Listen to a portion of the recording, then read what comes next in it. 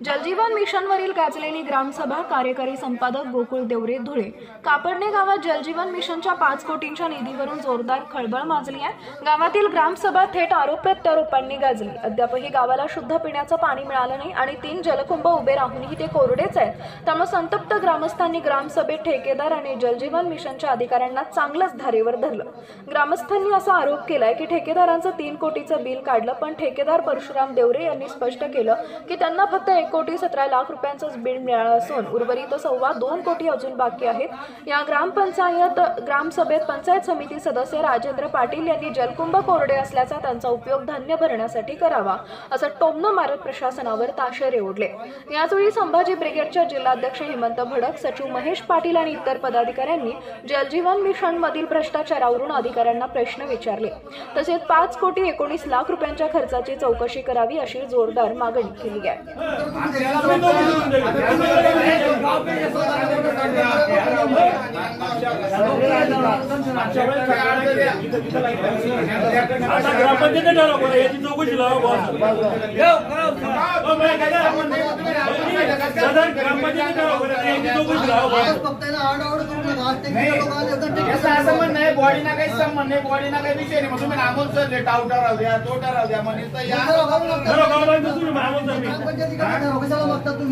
मागायचा प्रश्न जागा लागणे का तुम्ही गावाच्या सहकार्याने जागा मिळेल ना।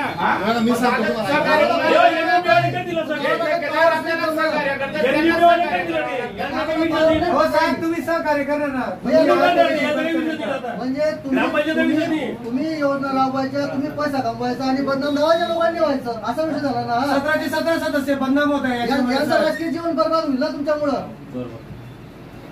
कशाला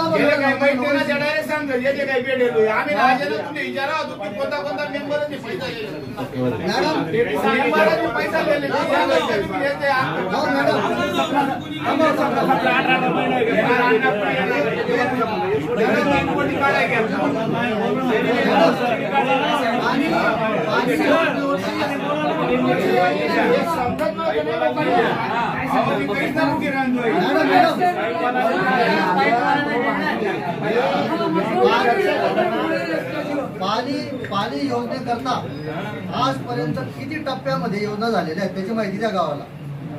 पहिल्यापासून द्या, आतापर्यंत द्या, किती टप्पे झाले आणि किती किती कोटी आले आणि किती किती लाख आले।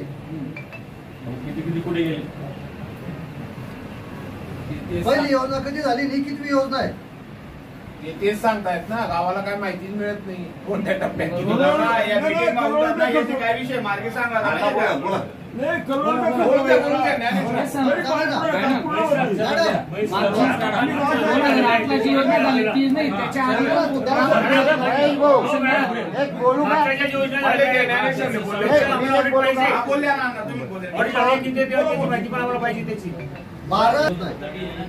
₹57 लाख रुपयाचं जलशुद्धीकरण केंद्र उभारलं गेलंय। सांगतो ना, मी सांगतो ना, त्यांना 64 लाखाचं जे काम झालं सोमनाथ प्रकल्पात, भारत निर्माण योजना, त्याच्यामध्ये तांत्रिक सल्लागार महाराष्ट्र जीवन प्राधिकरण होतं। नंतर अचानक सल्लागार बदलावला गेला। सल्लागार कोणी बदलवला, काय बदलवला हे पाणी पुरवठा सभापतीला पण माहित नाहीये। असा जबाब पाणी पुरवठा सभापतीने अँटी करप्शन ब्युरोला दिलेला आहे। त्यावेळेला पण अशीच बैठक झाली होती आणि तेव्हाचे डेप्युटी सीओ तुषार माळी हे पंचायत राज समिती या ठिकाणी चौकशीला आल्यावर पंचायत राज समितीचे जे आमदार होते हेमंत पाटील, त्यांना लाच देण्यासाठी 1.5 लाख रुपये घेऊन आलेले होते आणि त्या 1.5 लाख रुपयांसह ते पकडले गेलेले होते अँटी करप्शन ब्युरोकडनं। बरोबर आहे, म्हणजे ही या गोष्टी आताच्या नाही आहेत। पहिली जी योजना 3,64 लाखाची झाली, ती योजना असताना नवीन फिल्टर प्लांट बनवायची काय गरज होती त्या गावाला?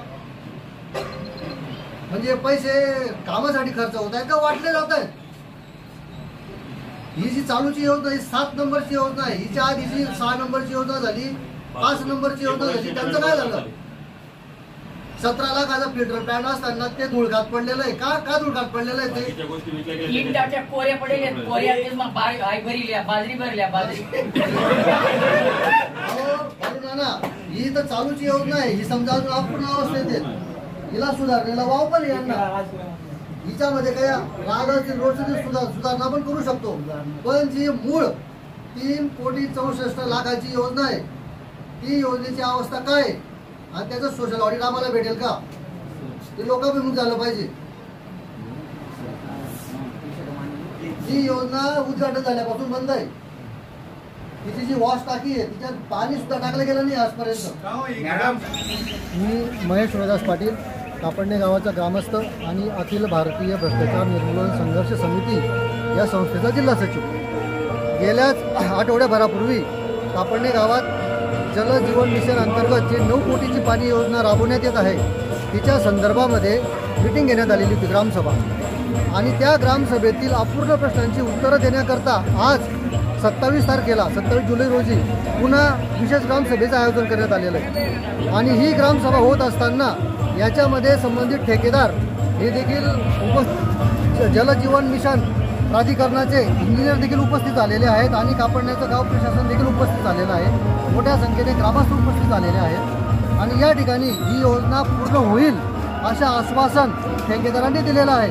पण ठेकेदारांनी जी एक गोष्ट नमूद केली, ठेकेदारांनी शासकीय प्रतिनिधी, की पाणी पुरवठा समितीला आणि ग्रामपंचायतीला जलजीवन मिशन अंतर्गत कुठलेही पावर्स नाहीत, निधी वापरण्याचे पावर्स नाहीत, निधी काढण्याचे पावर्स नाहीत. हे संपूर्ण पावर्स जलजीवन मिशन आणि ठेकेदार यांनाच आहेत असं त्यांनी डिक्लेअर केलेलं आहे आणि त्याच्यावर आम्हाला लेखी स्पष्टीकरण सुद्धा घ्यायचं आहे. दुसरी गोष्ट, या ठिकाणी काल रात्री जिल्हा परिषद यांच्याकडनं एक पत्र आलेलं आहे ग्रामपंचायतीला, ते देखील ग्रामविकास अधिकारी यांनी वाचून दाखवलेलं आहे.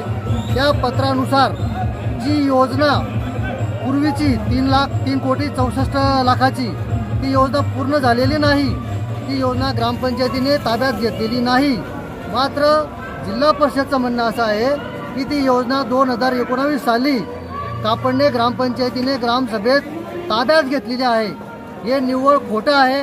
याच्या संदर्भामध्ये आम्ही लवकरच ते कागदपत्र ताब्यात घेण्याचा प्रयत्न करणार आहेत, ते कागदपत्र मिळवणार आहेत.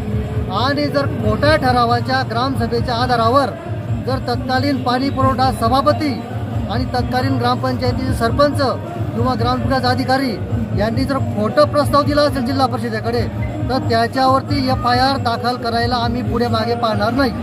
धन्यवाद. मी राजेंद्र बाबूराव पाटील, पंचायत समिती सदस्य. मी आतापर्यंत 15 ते 20 वेळेस पोलीस स्टेशनमध्ये माझ्यावरती या पाणी पुरवठ्याविरुद्ध 15 ते 20 लोकांनी माझ्यावरती केस केलेली आतापर्यंत. तर पाण्याच्या टाक्या, पाण्याचे तीन टाक्या आज मी बाजरी भरून घ्या, त्याच्यामध्ये बाजरी भरून घ्या. धनोरची बी कोरडी, नवागाव कामगार नगरची बी कोरडी आणि इकडची कोरडी. पाण्याचा कुठल्याही प्रकारे नियोजन होत नाही. करणारा मनुष्य कोण आहे हे कळतच नाही. मी काम करणार आहे, कोणता ठेकेदार आहे हे बी कळत नाही. त्याला काम दिलेलं आहे तो सांगतो, मला नाही दिलेलं आहे त्याला बोला, त्याला नाही त्याला बोला. हे असे प्रकार उडवाउडीचे आतापर्यंत गावाला 25 ते 30 वर्षापासून शुद्ध पाणी मिळत नाही.